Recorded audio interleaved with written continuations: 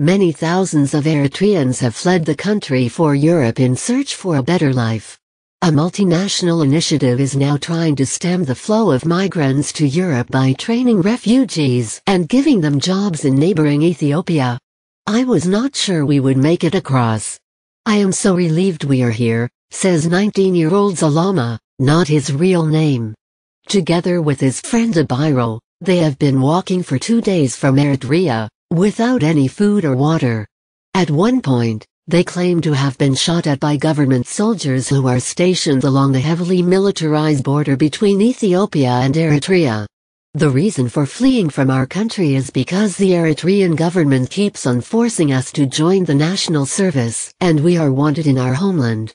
We walked through the bushes hiding not to be seen by the Eritrean soldiers, and we were able to escape, says Salama, the more talkative of the two. Recent weeks have seen hundreds of Eritreans arrive at refugee camps and reception centers along Ethiopia's northern border. Many of those who reach Ethiopia intend to move on to Sudan and then Libya, hoping to eventually get to Europe via the Mediterranean Sea, but some end up settling in Ethiopia.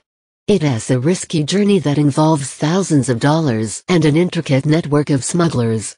More than 2,000 people have died so far this year trying to make the crossing. I am not sure where we will go from here. It is our first time out of Eritrea. Maybe we can settle here and get jobs, says Abiro, speaking in his mother tongue Kunama. If not, we will move as far away as possible. Maybe Europe. Through the translator, I ask them what they know about Europe and they shake their heads, indicating they know nothing. Eritreans make up the 7th largest group of people who arrive in Europe each year seeking asylum, according to the UN, even though the total population is less than 6 million.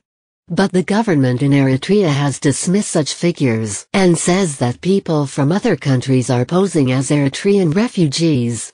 Information Minister Yemen Geber Meskel told the BBC that the number of Eritrean refugees leaving the country was much lower.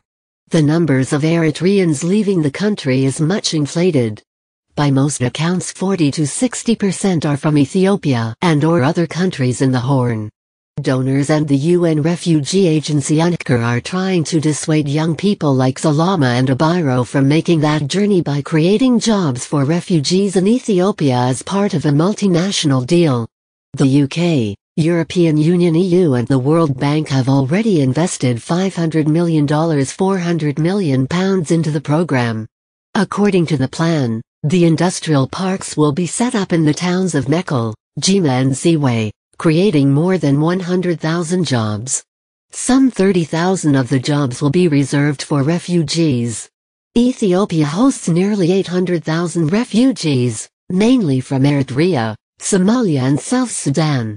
This becomes even more important in a country like Ethiopia, where most of the refugees are dreaming to continue onward, and the reason they give is that they don't see their future here and don't know what to do, says UNHCR Regional Head Fafat Tidza.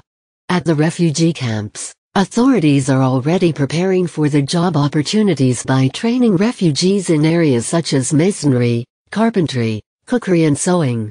There are also computer classes for some of the younger inhabitants. Find out more about Eritrea. Has Eritrea's migration problem been exaggerated? The UN has started a program to make sure more people are warned about the dangers of making the journey. Eritrea says its tense relations with neighboring Ethiopia are behind its system of national conscription, which can last for decades. Eritrea gained independence from Ethiopia in 1993 after a long civil war, and the two countries then fought a 1998 to 2000 border war that left an estimated 80,000 dead. Eritrea has also dismissed the job creation program, with the information minister calling it ludicrous. With a sinister political agenda. What we need is peace and for Ethiopia to respect international decisions, meaning the decision to award Eritrea the disputed border town of Badme. But will jobs in Ethiopia be enough to stop the movement of refugees? Tekla Mariam, who has twice attempted to get to Europe and failed, tells me much more needs to be done in refugee host countries to sway those who want to move to Europe. I try to tell them that it is not safe trying that journey. Sometimes they listen to me, sometimes they don't. But training like this is good, because if they learn some trade, maybe they will stay. Ethiopian Prime Minister Haile Mariam Desalegn says such programs are not just important for refugees, but also for millions of young unemployed people in his country. We have to address this issue critically because we understand our situation well, and that is why we are investing resources in making sure our children are safe and can make a living. While many refugees here are happy at the prospects of getting jobs and restarting their lives in a foreign land, many more remain unconvinced and are determined to risk everything for a chance at a better life in Europe.